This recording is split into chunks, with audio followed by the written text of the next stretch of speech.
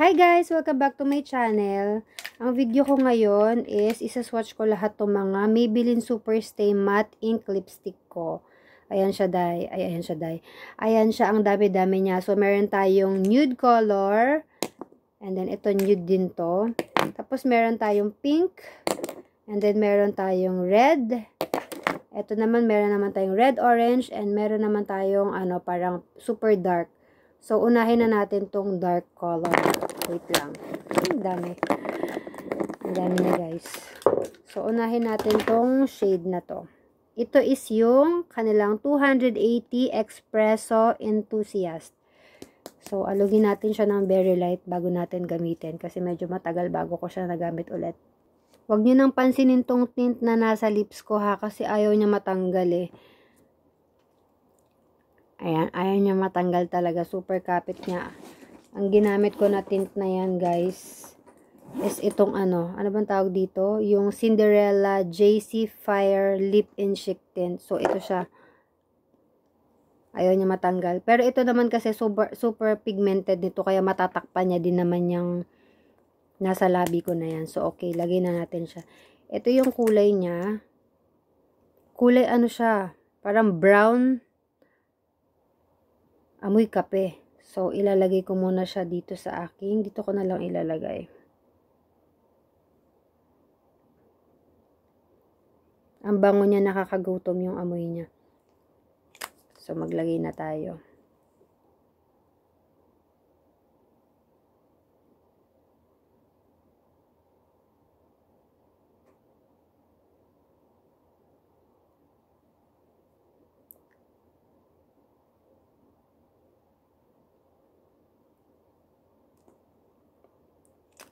Wait lang. 280 Espresso Enthusiast. Grabe. Pang Halloween to mga sis. So, dito naman tayo sa next shade. Is itong number 270 Cocoa. Hindi ko babasa guys. Sobrang liit kasi nung nakasulat. So, basta mama ilalagay ko na lang dyan sa screen. So, next natin ito.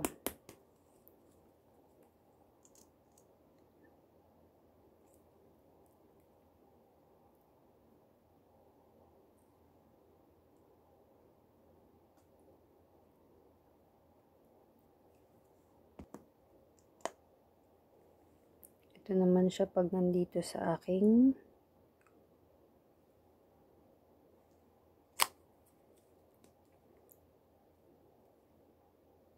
yan. Shade number 270.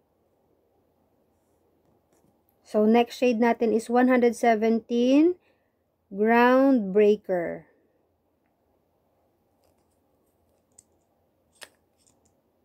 Ito medyo ubos na siya mga guys. Kaya makita niyo medyo namumuo-muo na siya.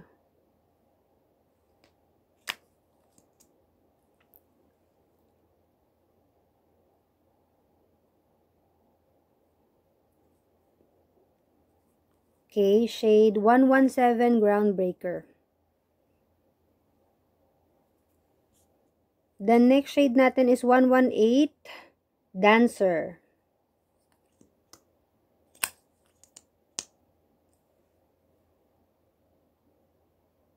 Ito super red siya.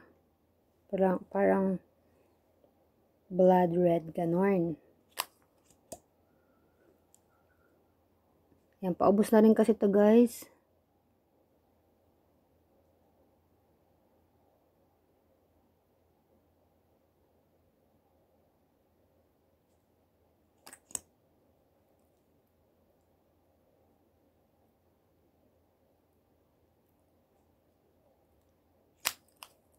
Yan, 118 Dancer. Next shade natin, 135 Globetrotter. Tama ba yun? Bahala na kayo mag-adjust sa English ko. Ayan. Ito naman para siyang red, orange, mga ganon. Ayan, ganyan siya.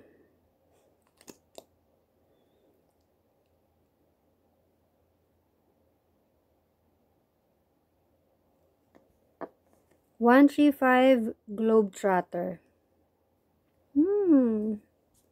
Ang sakit na ng lips ko, guys. Yan. So, next shade natin, 210 Versatile. Ito naman para siyang, peach na, parang ganun, parang peach siguro, ewan ko. Pink na old rose, parang ganun. So, ganyan siya. And,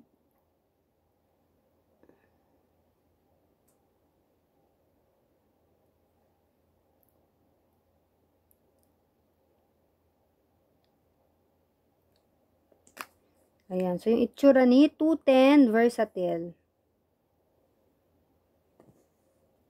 Then, last two shade natin is 180 Revolutionary. So, ito naman para siyang light pink. Nude pink, ganon. Baby pink. Ayan, bahala na kayo.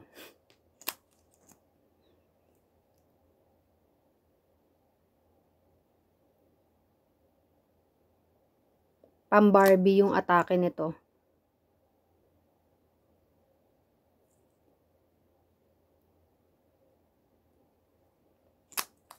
Okay. 180 Revolutionary. Parang iba yung kulay nung nasa packaging dito sa lips ko. Ay, ewan ko. At syempre, ang ating last but not the least is itong 125 Inspirer. So, ito talaga pink siya. Ayan. Halatang gamit na gamit ko kasi naubos ko talaga siya. As in. O, ayan siya. Ito naman siya sa lips natin. So, ito naman yung 125 Inspirer. Tama ba? Nagbabalat-balat na yung mga lips ko, mga sis. So, ito na siya lahat. Charan! Tas ito siya.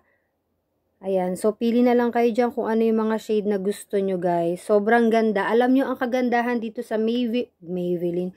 Sa Maybelline Super Stay Matte Ink Lipstick is super talaga siyang sobrang, tawag dito, matagal talaga siya bago mawala. As in, kahit mga siguro 8 hours, 10 hours mo siyang gamitin, okay lang. Kasi hindi talaga natatanggal yung kulay niya sa lips mo. Yun nga lang, may ay, dumikit sa pantalon ko yung mga lipstick. Ayan, yun nga lang, pag ginanon mo siya sa lips mo habang natutuyo, may pagkaano siya, parang malagkit. Oh my God, dumikit sa Ayan na. Ngayon kasi hindi pa siya masyadong tuyo, kaya ganyan pa siya. Pero habang tumatagal, medyo may dikit yung, parang nagdidikit yung labi mo. So, ayan yung mga kulay niya. Okay, ayan, pili na lang kayo dyan. So, ito yung pinaka nagustuhan ko dito. Itong pink na to. Ayan, tapos ito. Ito, ano ba to? Hindi ko kabisado yung mga kulay niya. Tapos mga red. Ang kagandahan talaga sa kanya, super pigmented siya at saka hindi talaga siya basta-basta natatanggal. Ayan, yun nga lang may pagka siya, parang drying or medyo malagkit siya sa lips mo kapag nailagay mo na. So, ayan guys, may choices na kayo. Pwede nyo nang hanapin to sa mga bilihan. Sa Watsons, may nagtitinda ata ng ganito sa Watsons. So, ayan guys, try nyo na. Thank you for watching. Bye!